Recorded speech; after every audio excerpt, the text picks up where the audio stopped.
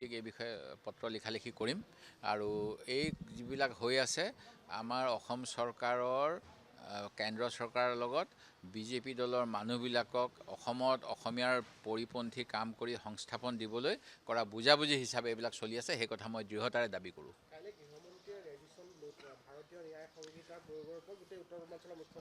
মই আশা কৰিম যে তেওঁ নিজেই গুৱাহাটীত আজি যিটো ঘটনা হৈ আছে এই কথাটো ক'ব।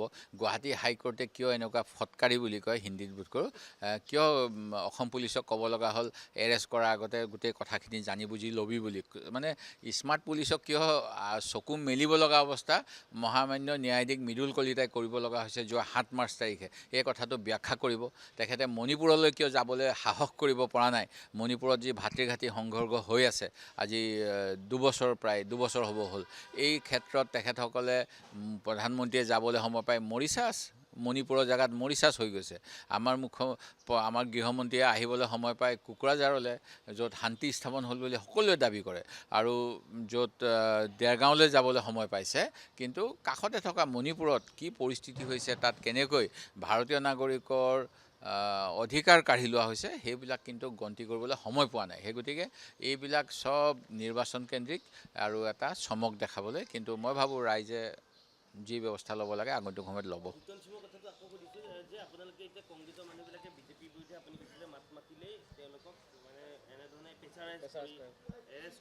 নিশ্চয় নিশ্চয় নাই, কৰিয়ে থাকিব নহয়, আমিও যুঁজি আছোঁ, যুঁজি থাকিম। আমিতো এনেকুৱা কৰিব নোৱাৰোঁ, পুলিচক মাৰিবলৈ যাব নোৱাৰোঁ, আইন হাতত তুলি ল'ব নোৱাৰোঁ। পুলিচৰ মই ৰাতিপুৱা এটা ফেচবুক লাইভ দিছোঁ, মই IAS IPS অফিচাৰসকলেও সংবিধান ৰক্ষা কৰাৰ বাবে এটা দায়িত্ব ল'ব লাগে। আৰু ব্ৰিটিছৰ দিনৰ যেনেকৈ জেনেৰেল ডায়াৰে গুলি মাৰিব কোৱাৰ কাৰণে জালিৱানাবাগৰ হত্যাকাণ্ড কৰিছিল, নিজৰ গোৰ্খা আৰু অন্যান্য পুলিচ মিলিটাৰী লগাই জেনেৰেল ডায়াৰে যিটো কাণ্ড কৰিছিল, এতিয়াও তেনেকুৱা জেনেৰেল ডায়াৰৰ প্ৰভাৱমুক্ত হ'বলৈ মই অসম আৰক্ষী আৰু ভাৰতবৰ্ষৰ আৰক্ষীক মই আহ্বান জনাইছোঁ। এইটো এটা ৰিতম সিঙৰ ঘটনাটো তেওঁ অতি কঠোৰভাৱে চৰকাৰৰ যিবিলাক ভুল তথ্য, যিবিলাক বাস্তৱ উন্মোচাই দিয়ে, চৰকাৰৰ ভুল তথ্যক সমালোচনা কৰে এক্স হেণ্ডেল যোগেদি। তেওঁ পঢ়া শুনাত চোকা, তেওঁ আমাৰ দলৰ এজন মুখপাত্ৰ, মই দেখিছোঁ তেওঁ অসমীয়াতকৈ বেছি ইংৰাজীত দিয়ে, ইংৰাজীত দিলে গোটেই পৃথিৱীতে মানে অসম চৰকাৰ হাঁহিয়াতৰ পাত্ৰ হ'ব লগা হয়, এই শেহতীয়াটো ছেটেলাইটক লৈ পেলাই।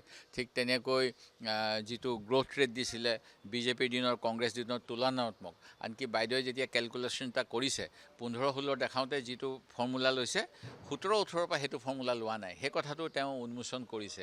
এনেকৈ চৰকাৰৰ ভুল তথ্যবিলাক ইণ্টাৰনেশ্যনেলি এক্স হেণ্ডেল যোগে বিয়পাই দিয়াৰ কাৰণে চৰকাৰে অকণমান নাক কাণ কোচ খাইছে কিজানি, সেইকাৰণে এইবিলাক হাৰাশাস্তি কৰিছে। যিকোনো খবৰৰ বাবে যোগাযোগ কৰক 7099017330 লগতে 7099017110 নম্বৰত।